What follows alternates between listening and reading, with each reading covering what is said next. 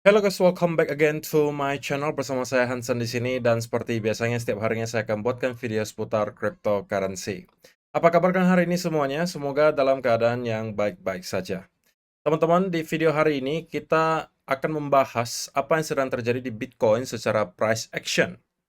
Kita melihat Bitcoin pada akhirnya breakout dari potensial bullish penan yang telah menahan Bitcoin selama beberapa waktu terakhir. Apakah ini berarti pada akhirnya kita sudah siap untuk break ke all-time high yang baru? Ataukah ada sesuatu yang perlu kita waspadai yang mungkin masih terselip di belakang layar? Kita bakalan bahas itu di video hari ini, so stay tune terus sampai di akhir video.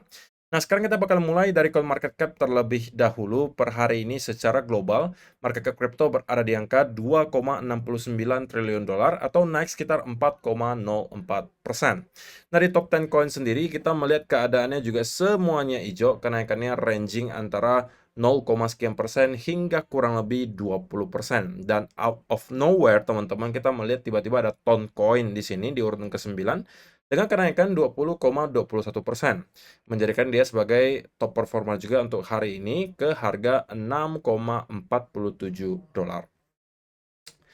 So, itu adalah outlook sementara dari beberapa top coin yang ada. Sekarang kita langsung aja masuk ke beberapa data dan berita terbaru hari ini. Nah, yang pertama teman-teman, kita terus melihat tren penjualan atau outflow dari GBTC itu berlanjut teman-teman. Dan belum ada pertanda hal tersebut akan berakhir gitu ya. Jadi walaupun sekali kita melihat ada outflow yang mungkin angkanya sedikit lebih kecil daripada biasanya, tapi dari sejak pertama GBTC Bitcoin ETF ini diaktifkan, itu cenderung atau bahkan hampir setiap hari itu bawaannya outflow. Dan terakhir kita melihat lagi-lagi ada penjualan sebesar 4.200 Bitcoin. Sehingga secara total teman-teman, mereka telah berhasil menjual atau outflow-nya itu terjadi kurang lebih 300.000 Bitcoin semenjak ETF-nya di launch. Jadi teman-teman, sekali lagi, memang ini tentunya bukan berita baik ya. Terlebih lagi kalau misalnya kita melihat dari hari ke hari, misalnya demand itu berkurang, tetapi selling pressure dari GBTC itu terus ada. Itu mungkin bisa membawa Bitcoin sedikit turun harganya. Tapi kita harus melihat di time frame yang lebih panjang, teman-teman. Kalau kita tarik ke mungkin setengah tahun atau 1 tahun ke depan, jika memang outflow ini terus terjadi, maka harusnya cepat atau lambat kita akan melihat stok yang berada di GBTC itu akan habis. Nah, pada saat itu terjadi tentunya kita bisa expect bahwa keadaan akan jauh lebih baik karena kita tidak perlu khawatir lagi bahwa ada setiap harinya ada outflow yang cukup besar dari GBTC yang kita lihat mungkin selama 1-2 bulan terakhir. Bahkan kalau kalian lihat sekarang, rata-rata hari ini bisa sampai ribuan Bitcoin jualannya. Yang walaupun kita nggak mungkin lihat dari segi price action-nya ya, penurunannya nggak signifikan banget, which is juga merupakan berita yang baik ya teman-teman. Karena berarti walaupun ada selling pressure yang cukup besar dari GBTC, tapi rupanya demand juga mampu mengimbangi gitu. Sehingga kita bisa melihat Bitcoin melakukan semacam konsolidasi. Gitu ya. Jadi ya mudah-mudahan ya, kalaupun masih ada yang mau jualan, jualan aja secepatnya, kita habiskan dulu yang ada di GBTC, dan sisanya kita bisa expect sudah akan terus ada inflow yang angkanya cukup besar harusnya. Karena sudah tidak ada lagi dikurangin dengan outflow dari GBTC. Jadi net flow per harinya nanti di spot Bitcoin ETF harusnya angkanya bakalan lebih besar. Gitu ya. Jadi itu adalah yang pertama. Kemudian yang kedua, teman-teman, disampaikan oleh Philip Swift di sini. Now, Bitcoin price is making new highs. Some long-term holders are starting to sell their coins, causing the one-year hodl wave to rapidly drop. Same pattern if every cycle. Watch this trend continue as price runs up to 100K plus over the coming months. Jadi, ini ada satu indikator, teman-teman, yang juga dijadikan sebagai salah satu yang dapat memberikan kita clue gitu ya mengenai apa yang bisa kita lakukan agar tidak jualan terlalu lambat, teman-teman. Nah, jika kita perhatikan di sini, setiap kali kita masuk ke fase parabolik, teman-teman, atau fase akhir sebuah bull market, pertengahan menjelang akhir ya, itu biasanya 1+ year hodl wave itu mengalami penurunan yang signifikan.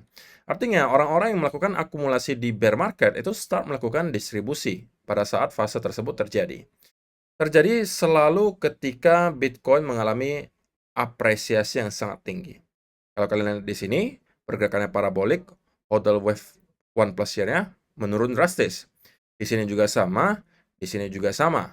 Dan itu memang menandakan bahwa kita melihat apresiasi Bitcoin secara harga itu juga sudah signifikan. Sehingga membuat sebagian investor yang membeli atau melakukan akumulasi di sekitaran area 16.000, 17.000, atau bahkan 20.000, mungkin start melakukan taking profit atau bahkan menjual semua Bitcoin yang mereka punya. Tapi teman-teman, secara historis biasanya penurunan yang kita lihat di sini itu bisa bertahan selama berbulan-bulan. So, ini bukan berarti bahwa kita sudah dekat dengan cycle top ya. Tapi ini menunjukkan bahwa kita sepertinya sudah akan transisi dari fase pertengahan sebuah bull market menuju fase akhir sebuah bull market. Yang sebenarnya ekspektasi saya akan terjadi antara akhir tahun ini atau di tahun 2025 nanti maksimal.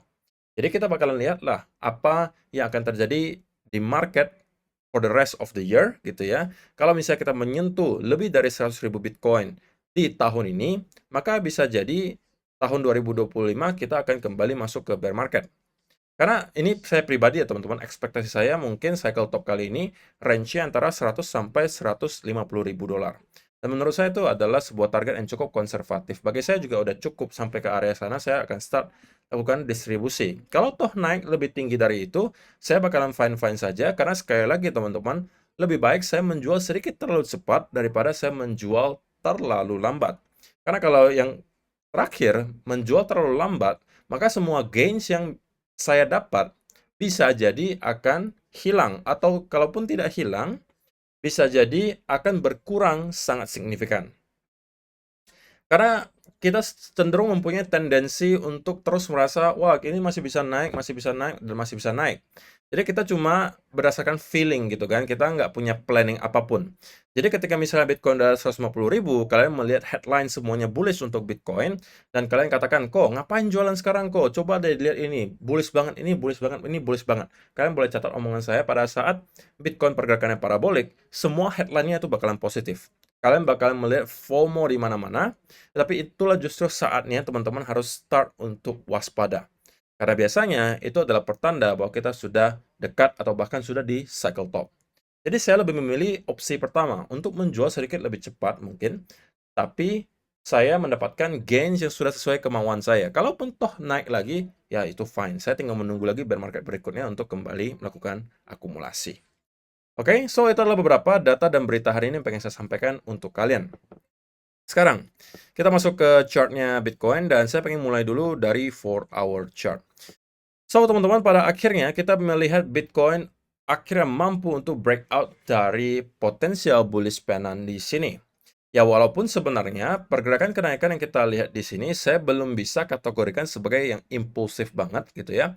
Tapi setidak-tidaknya ketika kita lihat ada breakout di sini, itu candle hijaunya rata-rata cukup tebal.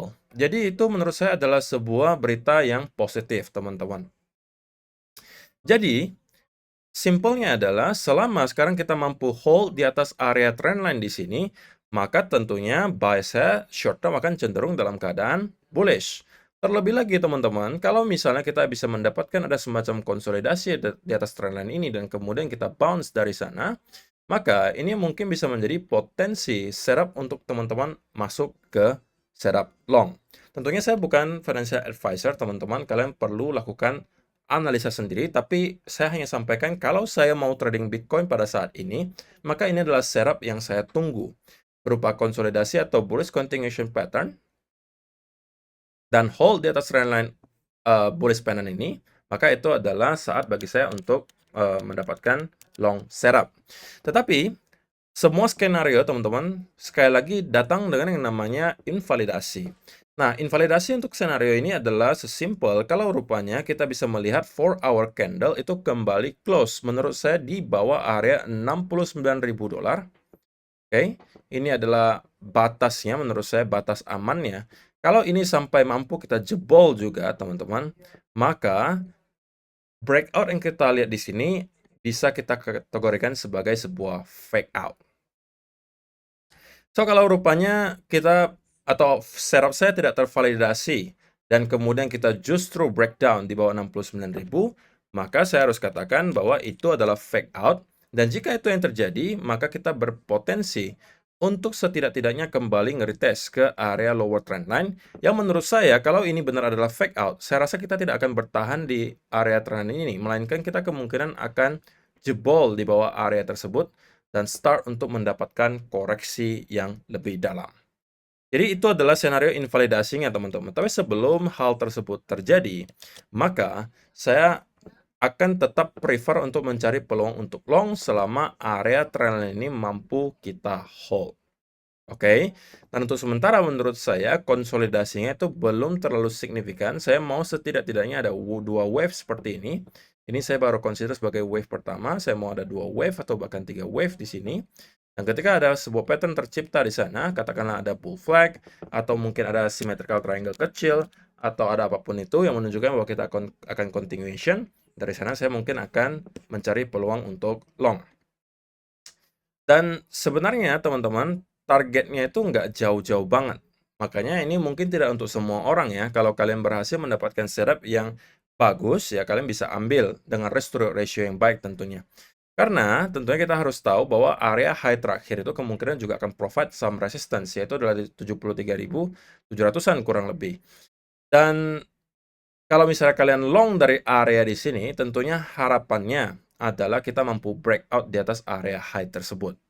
Jadi ini mungkin bisa menjadi peluang untuk swing, tetapi saran saya kalau kalian dapat setupnya, dan ini juga yang akan saya lakukan, kalau saya dapat setupnya dan saya masuk long di sekitaran area ini, ketika dia menyentuh ke area 73.700, saya sudah akan langsung menggeser stop loss-nya ke arah entry, untuk mengantisipasi bahwa kita rupanya tidak berhasil untuk menjebol di atas area high terakhir, dan kemudian mendapatkan rejection yang besar dari sana.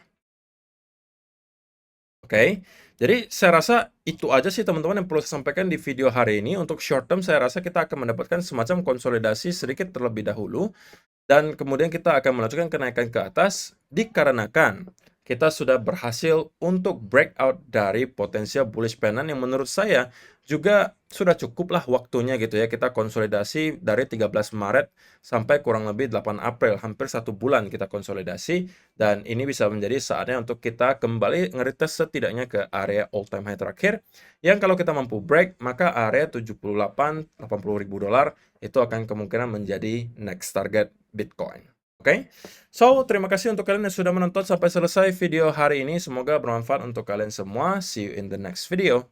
Bye-bye.